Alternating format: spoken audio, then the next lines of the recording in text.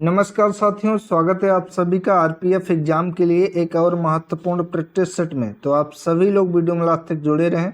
चलिए आज की वीडियो शुरू करते हैं। पहला प्रश्न है, हड़प्पा सभ्यता का कौन सा शहर विशिष्ट रूप से मनके बनाना, सीप काटना, धातु की वस्तुएं बनाना, मोहर बनाना और तराजू का निर्माण करना आदि कार्यों सहित शिल्प उत्पादन के लिए समर्पित था? तो ये हड़प्पा का शहर चन्नूधड़ो था। राइट ऑप्शन नंबर डी इसका हो जाएगा, जो कि मनके बनाने, सीप काटने और धातु की वस्तुएं बनाना और मोहर बनाना और तराजू का निर्माण करने के लिए प्रसिद्ध था। इसकी खोज किसने की थी? तो चन्नूधड़ो की खोज जो कि 1931 में की गई थी और ये एमजी मजूमदार के द्वारा की गई थी। एमजी मजूमदार ने इनकी खोज की थी, ये ध्यान रखेंगे। राइट ऑप्शन डी है। अगला प्रश्न है, जैन मठ संस्थानों को क्या कहा जाता है? अपरिग्रह, श्वेतांबर, तीर्थ या बसादिस?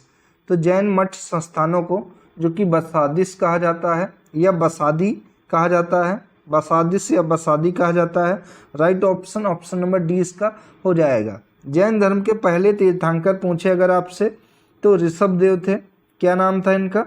तो ऋषभदेव थे। अगर जैन धर्म के 24वें तीर्थंकर पूछे तो महावीर स्वामी जो कि जैन धर्म के 24वें तीर्थंकर हुए हैं।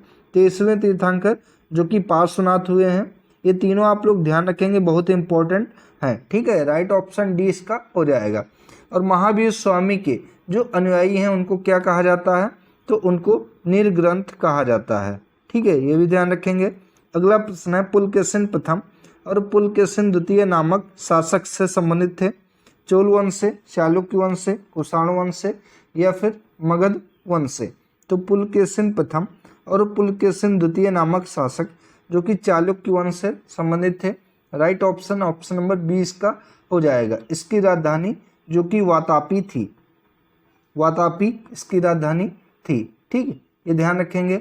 अगला प्रश्न है, अमीर अल ख्याल एक अरबी उपाधि है जिसका अनुवाद सामान्यतः कमांडर ऑफ द फेथफुल या लीडर ऑफ द फेथफुल के रूप में किया जाता है। निम्नलिखित में से किसे यह उपाधि प्रदान की गई थी? मुइजुद्दीन बहराम, जमालुद्दीन याकूत, मलिक इख्तियारुद्दीन अल्तुनिया या नसरुद्दीन मोहम्मद? तो ये उपाधि किसको दी गई थी? तो जमालुद्दीन याकूत एक अफ्रीका सिद्धि गुलाम कुलीन था, इसको ये उपाधि दी गई थी। राइट ऑप्शन नंबर 20 का हो जाएगा। ठीक है, अगला प्रश्न है, घाघरा का युद्ध किस वर्ष में लड़ा गया था? 1523, 1529, 1525 या 1526? तो घाघरा का युद्ध जो कि 6 मई 1529 में लड़ा गया था। राइट ऑप्शन नंबर 20 का हो जाएगा। ये किसके मध्य लड़ा गया था? तो ये मुगल बादशाह बाबर और अफगानों के मध्य लड़ा गया था। ये ध्यान रखेंगे। इस युद्ध में बाबर ने महमूद लोदी के नेतृत्व में लड़ रहे अफगानों को बुरी तरीके से पराजित किया था, जिसमें बाबर की विजय हुई थी। ठीक है, घाघरा के युद्ध में 1529 में लड़ा गया था। अगला प्रश्न है, निम्नलिखित में से किसका निर्माण शाहजहां द्वारा नहीं करवाया गया था? तो यहाँ पूछा गया है किसका निर्माण शाहजहां के द्वारा नहीं करवाया गया था? तो शालीमार बाग, लाल किला दिल्ली और जामा मस्जिद, इसका निर्माण जो कि शाहजहां के द्वारा करवाया गया है, लेकिन बुलंद दरवाजे का निर्माण शाहजहां के द्वारा नहीं करवाया गया है। ठीक है, बुलंद दरवाजा का निर्माण जो कि फतेहपुर सीकरी आगरा में है, इसका निर्माण अकबर के द्वारा करवाया गया था। 16वीं शताब्दी में अकबर के द्वारा करवाया गया था इसका निर्माण, ध्यान रखेंगे। ठीक है, शालीमार बाग कहाँ स्थित है? ये भी क्वेश्चन बहुत बार एग्जाम में पूछा गया है।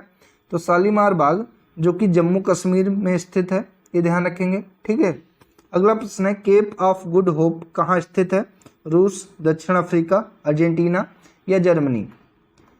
तो केप ऑफ गुड होप जो कि दक्षिण अफ्रीका में स्थित है। राइट ऑप्शन नंबर 20 का हो जाएगा। यह दक्षिण अफ्रीका के पश्चिमी तट पर स्थित है। पुर्तगाली यात्री वास्को डिगामा ने उत्तमाशा अंतरिक्ष होकर ही भारत की खोज जो कि 1498 में की थी। राइट ऑप्शन बी है इसका। अगला प्रश्न है, इनमें से किस सत्याग्रह में वल्लभ भाई पटेल को सरदार की उपाधि दी गई थी? चंपारण, बारदोली, खेड़ा, अहमदाबाद, मिल, हड़ताल? तो इनमें से सत्याग्रह जो कि है बारदोली सत्याग्रह, इसमें सरदार वल्लभ भाई पटेल को वहाँ की महिलाओं के द्वारा सरदार की उपाधि दी गई थी। राइट ऑप्शन नंबर 20 का हो जाएगा। और ये सत्याग्रह कब हुआ था? तो ये सत्याग्रह 1928 में हुआ था, ये ध्यान रखेंगे। चंपारण सत्याग्रह कब हुआ था? तो चंपारण सत्याग्रह जो कि 1917 में हुआ था। महात्मा गांधी का भारत में पहला सत्याग्रह ये था। खेड़ा सत्याग्रह कब हुआ था? तो खेड़ा सत्याग्रह जो कि 1918 में हुआ था। और अहमदाबाद मिल मजदूर हड़ताल ये भी 1918 में हुई थी, ये ध्यान रखेंगे। राइट ऑप्शन बी इसका होगा। अगला प्रश्न है, स्वतंत्रता पूर्व भारत में किस आंदोलन ने कपास उत्पादन को प्रोत्साहन दिया? खिलाफत आंदोलन, असहयोग आंदोलन, भारत छोड़ो आंदोलन या फिर स्वदेशी आंदोलन? तो भारतीय राष्ट्रीय आंदोलन में स्वदेशी आंदोलन का महत्वपूर्ण योगदान रहा है। राइट ऑप्शन डी इसका हो जाएगा। स्वतंत्रता पूर्व भारत में स्वदेशी आंदोलन ने कपास उत्पादन को प्रोत्साहन दिया था। Right option option number D इसका हो जाएगा। ठीक है। अगला प्रश्न है, एक फर्म का उत्पादन फलन उपयोग में लाए गए आगतों और के मध्य का संबंध होता है। तो इसका राइट ऑप्शन क्या हो जाएगा? तो एक फर्म का उत्पादन फलन उपयोग में लाए गए आगतों और फर्म द्वारा उत्पादित निर्गतों के मध्य का संबंध होता है। Right option option number C यहाँ पर हो जाएगा। अगला प्रश्न है, भारतीय अर्थव्यवस्था कैसी है? निर्देशित अर्थव्यवस्था है, बाजार अर्थव्यवस्था है, पारंपरिक अर्थव्यवस्था है या फिर मिश्रित अर्थव्यवस्था है? तो भारत की अर्थव्यवस्था जो कि एक मिश्रित अर्थव्यवस्था होती है। राइट ऑप्शन डी इसका हो जाएगा। भारतीय अर्थव्यवस्था एक मिश्रित अर्थव्यवस्था है। ठीक है। और मिश्रित अर्थव्यवस्था एक ऐसी अर्थव्यवस्था होती है जो कि अलग अलग मार्केट एवं आर्थिक योजनाओं का मिश्रण है, जिसमें निजी क्षेत्र और राज्य अर्थव्यवस्था का निर्देशन भी किया जाता है। भविष्य निधि के संदर्भ में यूएन का पूर्ण रूप क्या है? तो भविष्य निधि के संदर्भ में यूएन का पूर्ण रूप जो कि सार्वभौमिक खाता संख्या है, इसका अगर पूरा देखें तो यूनिवर्सल अकाउंट नंबर, जिसे यूएन नंबर कहा जाता है, यूनिवर्सल अकाउंट नंबर। तो राइट ऑप्शन ऑप्शन नंबर 20 का हो जाएगा। यूनिवर्सल अकाउंट नंबर इसका पूर्ण रूप है। ठीक है। अगला प्रश्न है, भारतीय रिजर्व बैंक की स्थापना कब की गई थी? अप्रैल 1945 में, अप्रैल 1936 में, अप्रैल 1948 में? तो आरबीआई की स्थापना जो कि अप्रैल 1935 में की गई थी। 1 अप्रैल 1935 को इसकी स्थापना हुई थी। और इसका राष्ट्रीयकरण अगर पूछे कि आरबीआई का राष्ट्रीयकरण कब हुआ था, तो आरबीआई का राष्ट्रीयकरण जो कि 1949 में हुआ था, ये ध्यान रखेंगे। Right option option number C यहाँ पर होगा। अगला प्रश्न है, निम्नलिखित में से कौन सा भारतीय रुपये की विनिमय दर के संबंध में सही नहीं है? तो मुख्य रूप से इसकी कीमत अमेरिकी डॉलर के संदर्भ में है, सही है। या भारतीय रिजर्व बैंक द्वारा तय किया जाता है, गलत है ये। या भारतीय रिजर्व बैंक द्वारा प्रकाशित किया जाता है, ये सही है। या बाजार की ताकतों द्वारा तय किया जाता है, ये भी सही है। तो इनमें से ऑप्शन नंबर बी सही नहीं है, बी राइट ऑप्शन हो जाएगा। आकाशगंगा मिल्की वे का आकार कैसा है? नियमित, अनियमित, सर्पिलाकार या फिर अंडाकार? तो आकाशगंगा का आकार जो कि सर्पिलाकार है। Correct option option number C इसका हो जाएगा। ठीक है। इसकी खोज किसने की थी? तो आकाशगंगा की खोज सर्वप्रथम गैलीलियो या गैलीलियो ने इसको सर्वप्रथम देखा था, ये भी कह सकते हैं, ये ध्यान रखेंगे। किस ग्रह के एक चंद्रमा का नाम गैनीमीड है? बृहस्पति, शुक्र, बुध या फिर शुक्र, शनि? तो बृहस्पति सौरमंडल का सबसे बड़ा ग्रह है, ये ध्यान रखेंगे। गैनीमीड इसका सबसे बड़ा उपग्रह है। ठीक है। तो राइट ऑप्शन ऑप्शन नंबर ए इसका हो जाएगा। और सूर्य के सबसे निकट कौन सा ग्रह है? तो सूर्य के सबसे निकट ग्रह जो कि बुध ग्रह है, ये भी पॉइंट ध्यान रखेंगे। अगला, डोल ड्रम भूमध्य रेखा के इर्द गिर्द दाब वाला क्षेत्र है जहाँ चलने वाली हवाएं शांत होती हैं। उच्चावच, स्थिर, निम्न या फिर उच्च? तो डोल ड्रम एक शांत वायु का क्षेत्र है जो कि भूमध्य रेखा के दोनों ओर 10 डिग्री अक्षांशों के मध्य निम्न वायुदाब वाला क्षेत्र होता है। तो right option option number C हो जाएगा, निम्न है। अगला प्रश्न है, निम्नलिखित में से कौन सा जल स्रोत ऑस्ट्रेलिया को न्यूजीलैंड से अलग करता है? बाल्टिक सागर, बोरिंग सागर, लाल सागर या तस्मान सागर? तो इनमें से तस्मान सागर जो कि ऑस्ट्रेलिया को न्यूजीलैंड से अलग करता है।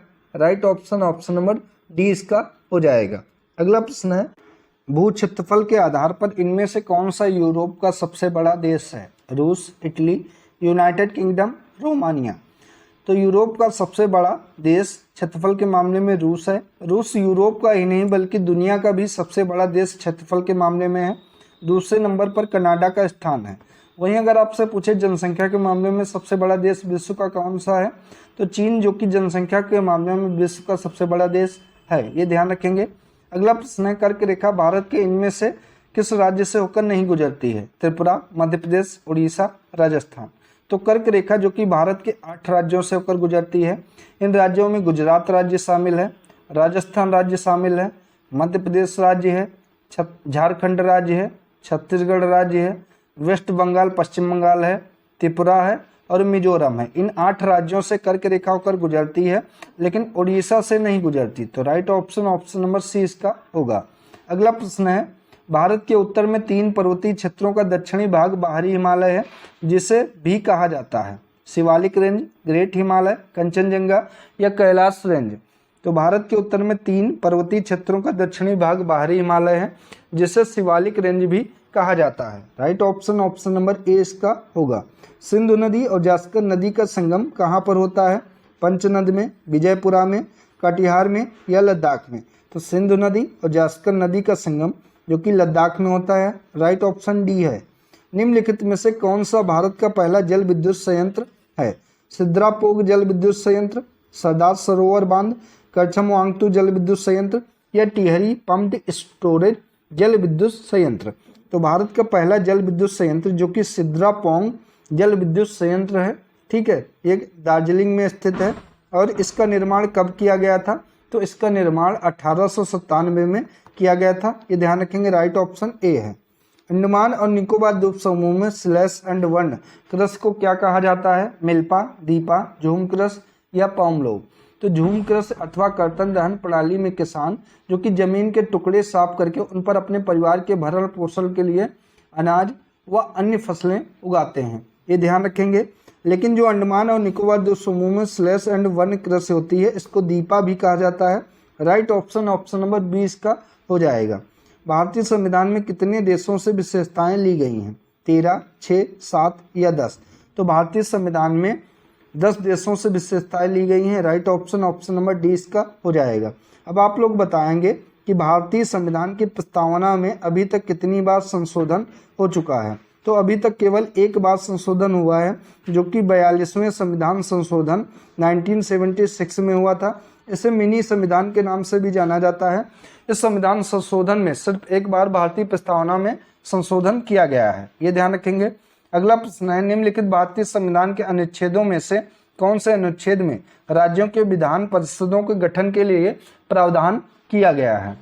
तो इसका राइट ऑप्शन हो जाएगा अनुच्छेद 169 के अंतर्गत, ठीक है, राज्यों के विधान परिषदों के गठन के लिए प्रावधान किए गए हैं। राइट ऑप्शन नंबर 20 का होगा। अगला प्रश्न है, संसद द्वारा निःशुल्क और अनिवार्य शिक्षा का अधिकार अधिनियम किस वर्ष में पारित किया गया था? 2011 में, 2006 में, 2009 में या फिर 2010 में? तो संसद द्वारा निःशुल्क और अनिवार्य शिक्षा का अधिकार अधिनियम जो कि 2009 में पारित किया गया था। राइट ऑप्शन नंबर सी इसका हो जाएगा। इसे 1 अप्रैल, ये भी पूछ सकता है, 1 अप्रैल 2010 से पूरे देश में लागू किया गया था। इसके अंतर्गत 6 से 14 साल की आयु के बच्चों की शिक्षा को मौलिक अधिकार के रूप में अंगीकृत किया जाता है। राष्ट्रपति के 5 वर्ष के कार्यकाल की गणना कब से की जाती है? इम्पोर्टेंट है ये। तो भारतीय संविधान के अनुच्छेद 56 के अंतर्गत, कौन से अनुच्छेद? तो अनुच्छेद 56 के अंतर्गत राष्ट्रपति अपने पद ग्रहण की तारीख से लेकर 5 वर्ष तक पद ग्रहण कर सकता है, यानी कि उसके कार्यकाल की गणना जो की जाती है वो जिस दिन वह पदभार ग्रहण करेगा उसी दिन से 5 वर्ष तक की जाती है। तो राइट ऑप्शन सी इसका होगा।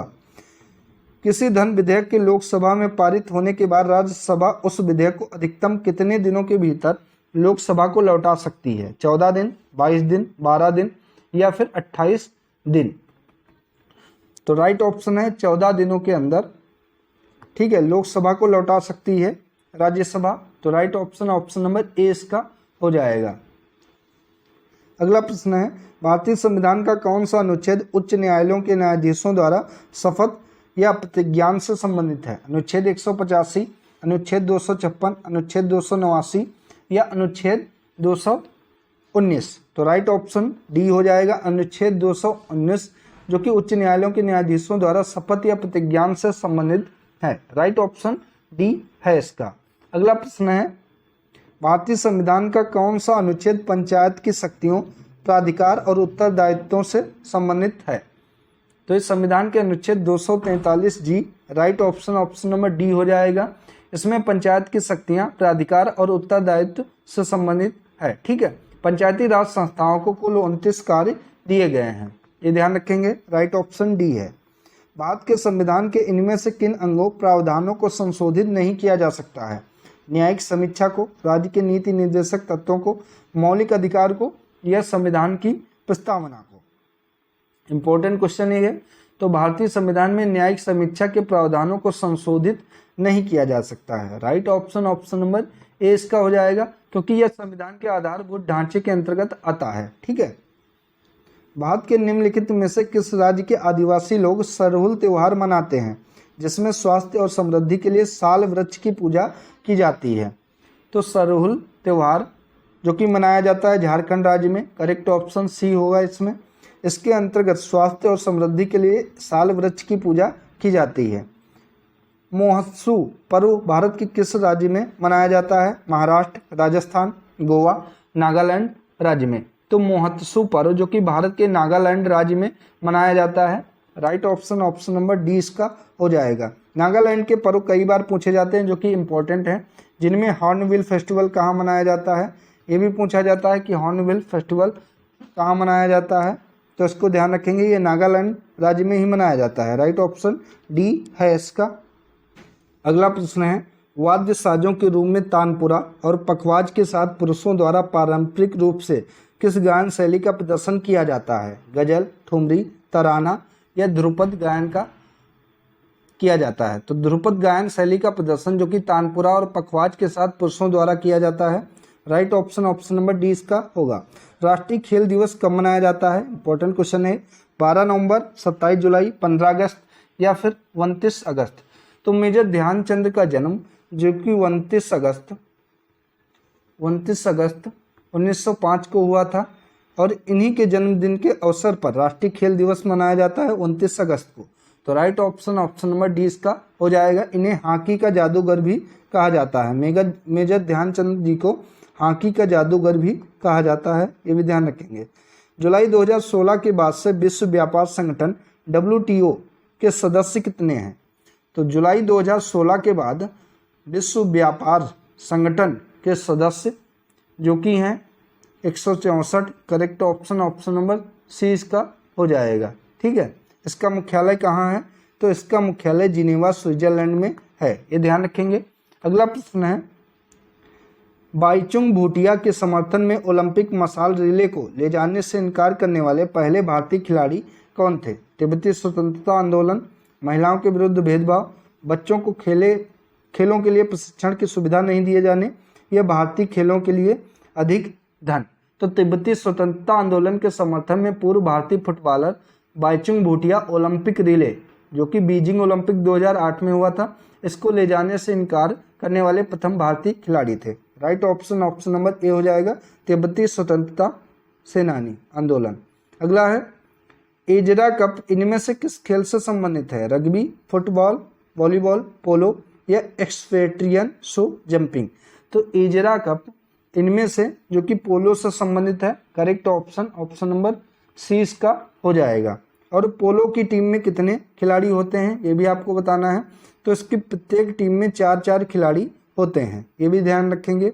भारत ने पहली बार ओलंपिक खेलों में किस वर्ष भाग लिया था? 1900 में, 1914 में, 1925 में या फिर 1923 में? तो भारत के द्वारा पहली बार 1900 में ओलंपिक खेलों में भाग लिया गया था। राइट ऑप्शन ऑप्शन नंबर ए इसका होगा।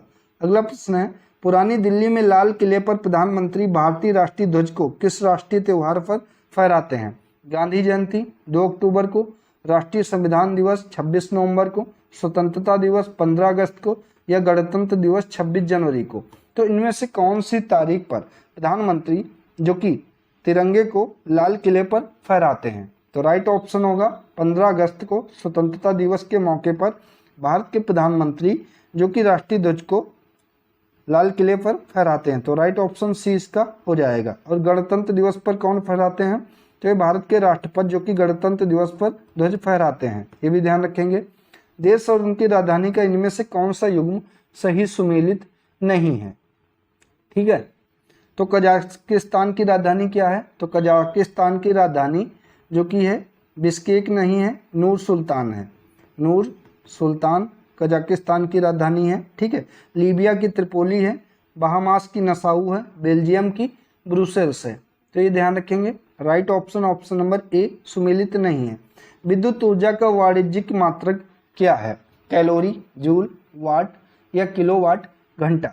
तो विद्युत ऊर्जा का वाणिज्यिक मात्रक जो कि किलोवाट घंटा है। Right option option number D यहाँ पर होगा। अगला प्रश्न है, वायुमंडलीय दबाव को मापने के लिए किस उपकरण का प्रयोग किया जाता है, तो लैक्टोमीटर, बैरोमीटर, थर्मोमीटर या मल्टीमीटर। तो वायुमंडलीय दबाव को मापने के लिए जिस उपकरण का उपयोग किया जाता है उसका नाम होता है barometer. Right option option number B यहाँ पर हो जाएगा, ठीक है। एक वस्तु का द्रव्यमान 10 किलोग्राम है, पृथ्वी पर इसका भार क्या होगा। जी का मान दिया है 9.8 मीटर पर सेकंड। तो एक वस्तु का द्रव्यमान 10 किलोग्राम है, ठीक है। भार बराबर होता है आपका mg, m जो कि द्रव्यमान है और g गुरुत्वीय त्वरण है। तो यहाँ पर m जो कि 10 किलोग्राम दिया गया है और g का मान 9.8 दिया गया है, तो यहाँ पर 98 हो जाएगा जो कि न्यूटन, ठीक है। तो right option option number D यहाँ पर होगा। अगला है, मैग्नीशियम के 144 ग्राम में ग्राम परमाणु मौजूद होते हैं, 32, 6, 144 या फिर 64। तो मैग्नीशियम अणु का द्रव्यमान जो कि 24 AMU होता है, ठीक है। और इसका right option option number B होगा कि मैग्नीशियम के 144 ग्राम में 6 ग्राम परमाणु मौजूद होते हैं, ठीक है। तो right option option number B इसका हो जाएगा। इसका फार्मूला कैसे निकालते हैं, तो मैग्नीशियम अणु का द्रव्यमान जो कि 24 AMU होता है, ठीक है। और मोलों की संख्या बराबर 1 ग्राम में परमाणुओं की संख्या होती है। संख्या को निकालने के लिए फार्मूला है संख्या बराबर तत्व का भार अपान अणु का द्रव्यमान। तो तत्व का भार यहाँ पर कितना है, तत्व का भार 144 और अणु का द्रव्यमान 24 है। तो यहाँ पर 6 आंसर आएगा जो कि राइट ऑप्शन बी है इसका। तरल अवस्था में गैसीय अवस्था में रूपांतरण को क्या कहा जाता है, ऑक्सीकरण, ऊर्ध्वपतन, वाष्पीकरण या फिर संघनन। इंपॉर्टेंट क्वेश्चन है ये। इसका राइट ऑप्शन क्या होगा, तो तरल अवस्था से गैसीय अवस्था में रूपांतरण को वाष्पीकरण कहा जाता है, इवेपोरेशन कहा जाता है। करेक्ट ऑप्शन सी इसका होगा। कौन से तत्व सिलिकॉन के समान संयोजकता प्रदर्शित करते हैं, तो इसका राइट ऑप्शन हो जाएगा ऑप्शन नंबर बी, ठीक है। इनमें से कार्बन और जर्मेनियम, जी जो कि जर्मेनियम को प्रदर्शित करते हैं, कार्बन और जर्मेनियम जो कि सिलिकॉन के समान संयोजकता रखते हैं। अगला है, ऑन्कोलॉजी किस बीमारी के उपचार से जुड़ा है, अस्थि सुरक्षिता, मधुमेह, कैंसर या वृक्क संबंधी विफलता। तो ऑन्कोलॉजी के अंतर्गत कैंसर का अध्ययन किया जाता है। Correct option option number C इसका होगा। नारियल के छिलके में मौजूद कौन सा ऊतक उसे कठोर और दृढ़ बनाता है, पैरेन्काइमा, स्क्लेरेन्काइमा, रक्षी कोशिकाएं या कोलेनकाइमा। तो नारियल के छिलके में मौजूद कौन सा ऊतक होता है जो कि उसको ऊपरी मजबूत बनाता है, तो ये है स्क्लेरेन्काइमा। इसकी वजह से नारियल ऊपर कठोर होता है। राइट ऑप्शन बी इसका होगा। अगला प्रश्न है, उस विकल्प का चयन करें जिसका तीसरे शब्द के साथ वही संबंध है जो दूसरे का पहले से है। आर के नारायण उपन्यास है, आर के लक्ष्मण तो कला, कॉमिक्स, विज्ञान या कार्टून क्या हो जाएगा। तो जिस प्रकार आर के नारायण का संबंध उपन्यास से है उसी प्रकार आर के लक्ष्मण का संबंध जो कि कार्टून से है। तो राइट ऑप्शन डी इसका हो जाएगा। तो साथियों, ये थी आज की आरपीएफ की महत्वपूर्ण प्रैक्टिस सेट। वीडियो अगर आप सभी को अच्छी लगी हो तो वीडियो को लाइक करें, शेयर करें और चैनल को सब्सक्राइब करें। धन्यवाद साथियों।